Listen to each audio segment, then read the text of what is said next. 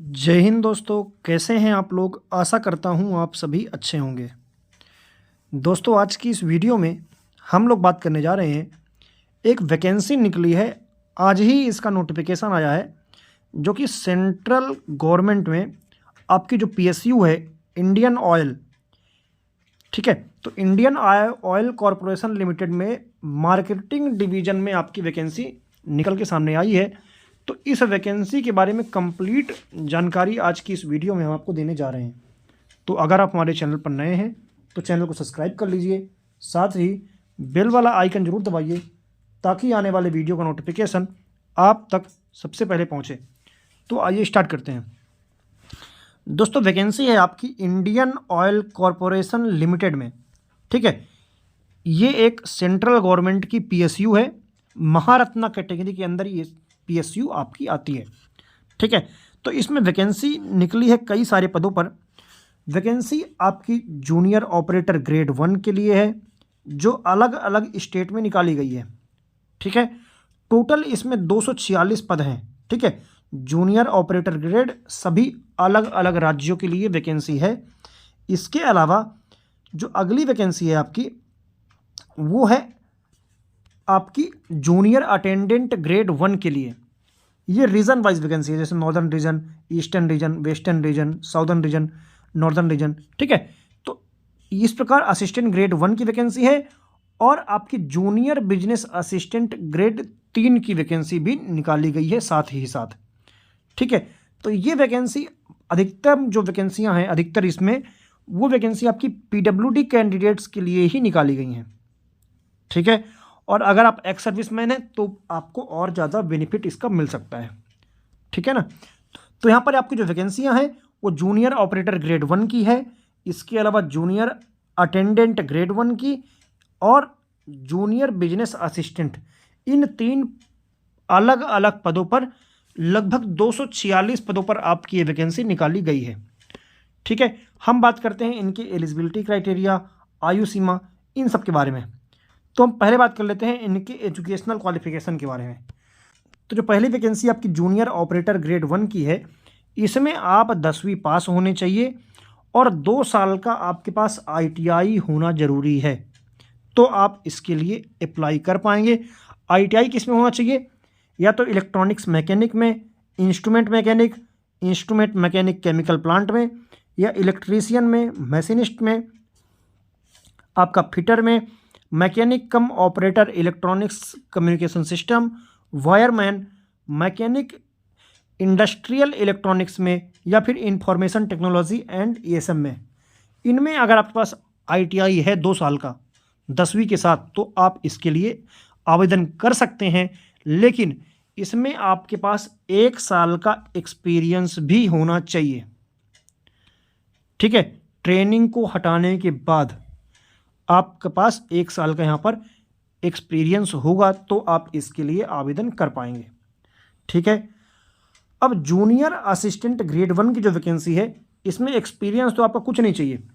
अगर आप 12वीं पास हैं 40% के साथ, तो आप इसके लिए अप्लाई कर पाएंगे, ठीक है। जूनियर बिजनेस असिस्टेंट में आप ग्रेजुएट होने चाहिए कम से कम 45% के साथ, ठीक है। और आपको कंप्यूटर का थोड़ा नॉलेज होना चाहिए, जैसे MS एक्सेल है, MS वर्ड, पावर पॉइंट, ठीक है। और टाइपिंग स्पीड भी आपकी ठीक ठाक, यानी कि 20 वर्ड पर मिनट होनी चाहिए, तो आप इसके लिए आवेदन कर पाएंगे। लेकिन साथ ही 1 साल का अगर आपके पास एक्सपीरियंस है, तो आप इसके लिए आवेदन कर सकते हैं, ठीक है ना। नेक्स्ट अगर हम बात करें आपकी अदर जो क्वालिफिकेशन है एज के बारे में, तो मिनिमम आप 18 साल के होने चाहिए, मैक्सिमम 26 साल के फॉर यूआर कैंडिडेट्स, ठीक है। और आपकी एज काउंट होगी 31 जनवरी 2025 को, यानी 31 जनवरी 2025 को अगर आप यूआर कैटेगरी से हैं, तो आप 18 साल से 26 साल के बीच में होने चाहिए फॉर्म भरने के लिए, ठीक है। अब आपको यहाँ पर रिलैक्सेशन मिलता है किसका? ST SC कैंडिडेट और OBC कैंडिडेट को। अगर आप यहाँ पर ST SC कैंडिडेट हैं तो आपको 5 साल की छूट मिलती है, और OBC कैंडिडेट को 3 साल की छूट मिल जाती है, ठीक है। इसके अलावा जो एक्स सर्विसमैन हैं उनको अलग से छूट मिलती है। तो इसके अलावा आपके पीडब्ल्यूडी कैंडिडेट जो हैं उनको भी यहाँ पर 10 साल की छूट मिल जाती है, और एसटी एससी कैंडिडेट को 15 साल की, और 13 साल की ओबीसी कैंडिडेट को, अगर आप पीडब्ल्यूडी कैंडिडेट हैं तो। ठीक है ना। तो अगर हम बात करें पर सिलेक्शन प्रोसीजर की, तो जो पहली पोस्ट है आपकी जूनियर ऑपरेटर की और जूनियर असिस्टेंट की, इन 2 पोस्ट में आपका एग्ज़ाम होगा और फिर आपका स्किल टेस्ट होगा। उसके आधार पर आपका चयन किया जाएगा।